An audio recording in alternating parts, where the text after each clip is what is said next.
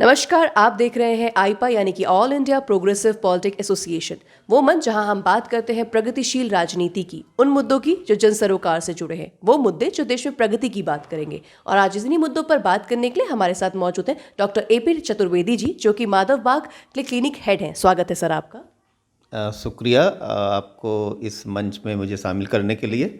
जैसा कि आपने राजनीति की बात की और प्रगतिशील राजनीति की बात की, तो राजनीति से तो कोई भी अछूता नहीं है और हम चिकित्सा वर्ग के लोग हैं तो हम भी कहीं ना कहीं इससे जाने अनजाने प्रभावित रहते हैं। और नीतियां देखिए अगर अच्छी होती तो हम भी उससे प्रभावित होते हैं, हमको फ़ायदा मिलता है, हमारे पेशेंट्स को फ़ायदा मिलता है। नीतियां अगर जन सहयोगी नहीं है तो उसका भी दुष्परिणाम जनता को भोगना पड़ता है। जैसे कि आपने, और जहाँ तक बातें हैं आजकल के परिवेश में आप देख रहे हैं कि जाति धर्म और ये सब हावी हो गया है। बट मैं समझता हूँ कि ये तो बहुत ही मतलब एक गिरता हुआ स्तर में देख रहा हूँ राजनीति का। सर आप इसमें क्या बदलाव चाहेंगे? जैसे अगर हम राजनीति की बात करें, जो आपने बात की कि जाति धर्म ये बहुत आगे आ चुका है, तो इन मुद्दों को हम कैसे ख़त्म करेंगे और इनमें बदलाव कैसे आएगा? केवल विकास एक ऐसा मुद्दा होना चाहिए जिससे आप बदलाव ला सकते हैं समाज में। फ़र्ज़ कीजिए कि जैसे देहात के एरियाज़ में लाइट नहीं आती है या सड़कें अच्छी नहीं हैं या स्वास्थ्य की सुविधाएं अच्छी नहीं हैं। देखने के लिए तो हमने अस्पताल बना दिए हैं, लेकिन आप सच्चाई जानती हैं कि वहाँ पे पीएचसी और सीएचसी पे क्या हालात रहते हैं, कौन लोग वहाँ स्वास्थ्य सेवाएं दे रहे हैं, ये आपसे छुपा नहीं है। आप भी इसी समाज से आती हैं, हम भी इसी समाज से आते हैं, तो उनको बेहतर करने की उम्मीद है। हम बड़े बड़े अस्पतालों को शहरों में तो बनाते हैं, लेकिन ऐसे अस्पताल के हकदार क्या वो गांव के देहात के लोग नहीं हैं क्या? मेरे ख्याल से वो भी उसके उतने ही हकदार हैं जितना बड़े लोग या पैसे वाले लोग शहर के हकदार हैं। तो इन चीज़ों पे ध्यान देने की ज़रूरत है। जाति और धर्म तो कहीं कोई मुद्दा है, होना ही नहीं चाहिए और है भी नहीं मेरे ख्याल से। जैसे आपने हॉस्पिटल्स की बात की कि इतने सारे हॉस्पिटल्स खोल दिए जाते हैं, लेकिन मेरा यही इसी से रिलेटेड सवाल है कि इतने सारे हॉस्पिटल्स, तो अगर हम देखा जाए हमारे भारत में बहुत सारे हॉस्पिटल्स हैं, लेकिन वहाँ पे डॉक्टर्स की कमी अभी भी देखी जाती है। तो इसमें आप कमी कहाँ पे देखते हैं? क्या हमारे यहाँ पे अच्छे एजुकेशन इंस्टीट्यूट नहीं है जहाँ से डॉक्टर्स निकल सके? इंस्टीट्यूट की तो पहले भी कमी नहीं थी। देखिए जिस समाज में या जिस उसमें हम रहे हैं परिवेश में, और आज भी कमी नहीं है। कमी इस चीज़ की है कि हम उन चीज़ों को कैसे कनेक्ट करें, हम पैशनेटली कैसे काम करें लोगों से, है ना। और एक आदमी ऐसा होता है कि उसको तमाम चीज़ें दे दीजिए आप, वो तब भी कमी निकालता रहेगा। एक आदमी ऐसा जो काम करना चाहता है समाज के लिए, उसको कोई सुविधा की ज़रूरत नहीं है, वो अपना एक जो उसका मिशन होता है खोज लेता है मुझको कैसे काम करना है। ये तो अपने को पैशनेटली कैसे हम काम कर सकें लोगों के लिए, हमारा क्या मिशन होना चाहिए। बड़े बड़े मेडिकल कॉलेज और बड़ी बड़ी डिग्रियां कोई रोल नहीं पे करती। आज भी समाज में कौन लोग काम कर रहे हैं? मेरे ख्याल से आशा बहुएं एक ऐसी चीज़ है जो समाज का बहुत बड़ा रीढ़ बन चुके हैं। आज वो आशा बहुएं एक जो हमने क्रिएट किया, एक संवर्ग क्रिएट किया स्वास्थ्य विभाग में, उनका बहुत बड़ा योगदान है। वो बेचारी रात भर दिन रात जाग जाग के भाग भाग के कैसे स्वास्थ्य सुविधाओं को गाँव तक ले जा रही हैं। मतलब एक बहुत बड़ा चेंज आया है समाज में और लोग बदले भी हैं, ऐसा नहीं है। तो मैं तो बार बार यही कहूँगा कि जाति धर्म कोई मुद्दा नहीं होना चाहिए, केवल विकास और विकास ही एक मुद्दा होना चाहिए मेरे ख्याल से। तो सर अगर हम राजनीतिक पार्टियों की बात करें तो हर पार्टी कहने को अपने आप को लोकतांत्रिक कहती है कि हम लोकतांत्रिक हैं, पर क्या ज़मीनी हकीकत ये है कि वो पार्टियां एक्चुअल में लोकतांत्रिक होती हैं? नहीं, मेरे ख्याल से तो 95% तो लोकतांत्रिक नहीं होती हैं। देखिए, एक या दो लोग लोकतांत्रिक हो सकते हैं एक पार्टी में, लेकिन सब लोग लोकतांत्रिकता की बात करें, आप भी रोज़ टीवी और चैनल्स पे देखते हैं कितने लोग लोकतांत्रिक हैं, आज इस पार्टी में कल उस पार्टी में। और कार्यकर्ता भी बेचारे कन्फ्यूज रहता है कि हम किसके पीछे दौड़ें, किसकी दुश्मनी रोज़ मोल लें। नेता तो चला गया हो तो जीत के हार के एक तरफ चला जाएगा, बट कार्यकर्ता नाम की ऐसी चीज़ होती है, उसकी दुश्मनी हमेशा बरकरार होती है। कहीं ना कहीं हम आप भी इन सब चीज़ों से अछूते नहीं होते हैं।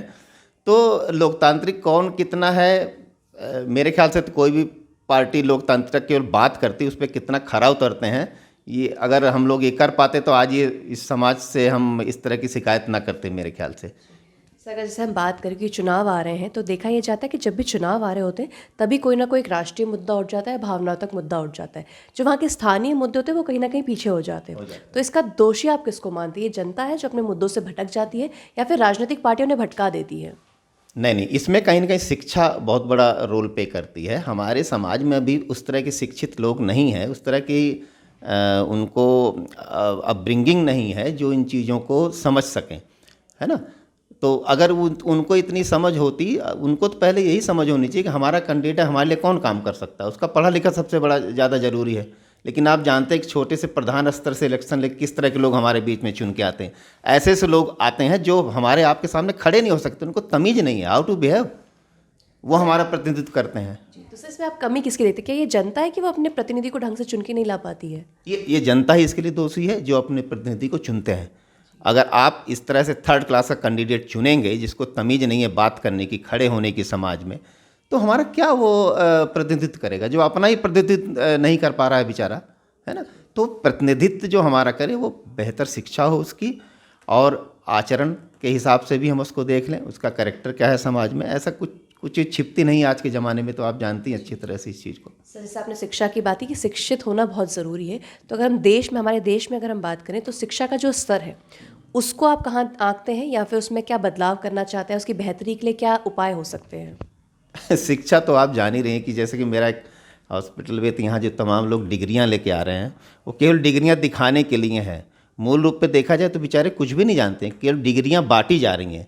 तो अगर आप इसी को शिक्षा कहते हैं तो फिर इस शिक्षा की ज़रूरत नहीं है फिर हमारे देश में, है ना। मेरे ख्याल से पहले वाले 5वीं पास लोग बहुत अच्छे होते थे, आज के MA पास को तो तमीज़ ही नहीं कि हाउ टू राइट एप्लीकेशन। तो ये शिक्षा अगर आप कहती है तो फिर ये शिक्षा तो किसी भी काम की नहीं है। तो सर इसमें सुधार कैसे किया जा सकता है? इसके लिए पेरेंट्स जिम्मेदार हैं कहीं ना कहीं। अगर हम इस तरह की शिक्षा को आज के टाइम में लागू कर पाए हैं तो उसमें कहीं ना कहीं पेरेंट्स ही जिम्मेदार। आजकल के पेरेंट्स को तो परसेंटेज अच्छी चाहिए, उसको शिक्षा चाहिए ही नहीं, है ना। तो अगर साहब हम, क्योंकि आप चिकित्सा से जुड़े हुए हैं, आयुर्वेदिक की अगर हम बात करें तो आयुर्वेद को क्या लगता है, क्योंकि कोरोना की हम 2 लहर देख चुके हैं और बहुत से लोगों ने माना है कि नहीं, कहीं ना कहीं आयुर्वेद ही इसका एक सोल्यूशन है कि हम अपनी इम्यूनिटी को कैसे बूस्ट कर सकते हैं। तो तीसरी लहर जो आ गई है उसके लिए आपको क्या लगता है कि हमारी चिकित्सा व्यवस्था या आयुर्वेद में क्या उसका हल है, या हमारी चिकित्सा व्यवस्था की अगर हम बात करें वो कितना तैयार है इस लहर से लड़ने के लिए? देखिए, आयुर्वेद तो पहले भी इस कोरोना से लड़ने के लिए बहुत पूरी तरह से तैयार था, और तैयार क्या, हम तो हज़ारों साल से तैयार ही हैं। इस तरह की आज आप ये वायरस सुन रहे हैं, कोरोना नाम का वायरस, लेकिन हज़ारों साल से हमने सहस्त्राब्दियों से इन सब चीज़ों को झेला है। मतलब जनपदोध्वंस इसको कहते थे हम लोग, है ना। तो इसकी व्यूह रचना तो हमने बहुत पहले से कर रखी थी, और आज भी हम उसके लिए बिल्कुल तैनात हैं। और हमारे यहाँ जो माधव बाग में स्पेशली जो हम थेरेपीज करते हैं, तो ये इम्यूनिटी को बूस्ट करने वाली थेरेपीज है। हमारे यहाँ एक लंग प्रोटेक्टिव थेरेपी होती है, अगर हम उसको कर दें पेशेंट को तो जाहिर सी बात है उसका sp2 लेवल अपने आप बढ़ जाएगा। तो कहीं ना कहीं इम्यूनिटी को बढ़ाते हैं, और उसके जो सिस्टम्स है उस पर काम करते हैं हम लोग। तो आयुर्वेद तो इक्वली इक्विप्ड है इस चीज़ से लड़ने के लिए। और आपने देखा भी होगा किस तरह से आयुर्वेदिक फॉर्मुलेशंस काम कर रहे हैं।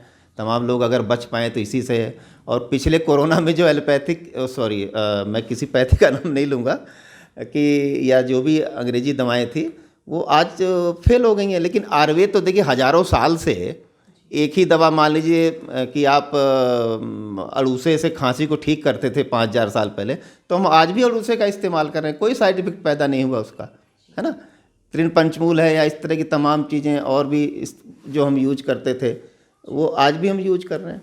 अगर हम युवाओं की बात करें, क्योंकि हमारा देश युवा प्रधान देश कहा जाता है, तो इस समय युवाओं को की क्या ज़रूरतें हैं अगर हम समझी जाए, अगर हम राजनीतिक पर्सपेक्टिव से समझें तो युवाओं को क्या चाहिए अभी मूलतः?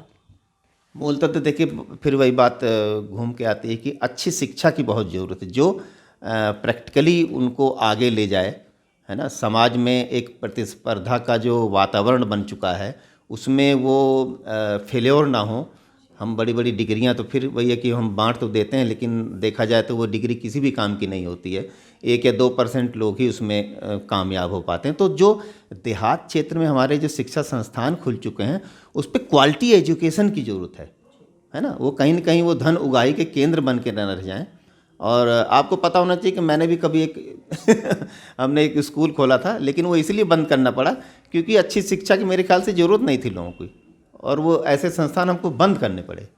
बताइए सर, अगर मैं अब जाते जाते बस अगर मैं एक सवाल पूछना चाहूँ कि अगर प्रगतिशील राजनीति देश में कैसे हो और उसके क्या क्या मुद्दे होने चाहिए?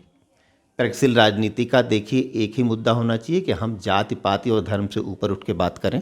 जैसे मैं एक चिकित्सक हूँ, मेरे यहाँ हिंदू मुस्लिम सिख ईसाई सभी लोग आते हैं, मैं उनकी जाति तो नहीं पूछता हूँ कि फला जाति के लिए मेरे पास ये प्रोटोकॉल है, फला जाति के लिए मेरे पास ये प्रोटोकॉल है। ऐसा कुछ नहीं प्रोटोकॉल है ना।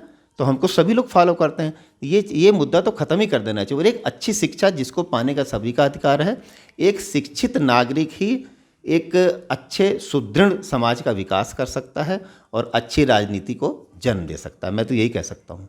धन्यवाद सर। ये थे AP चतुर्वेदी जी, जिन्होंने बताया कि शिक्षा का कितना अहम रोल है और हमारे देश में उसके स्तर को बढ़ाने की बहुत ज़्यादा ज़रूरत है। हमारे चैनल से जुड़े रहने के लिए इसे लाइक, शेयर और सब्सक्राइब करना ना भूलें। धन्यवाद।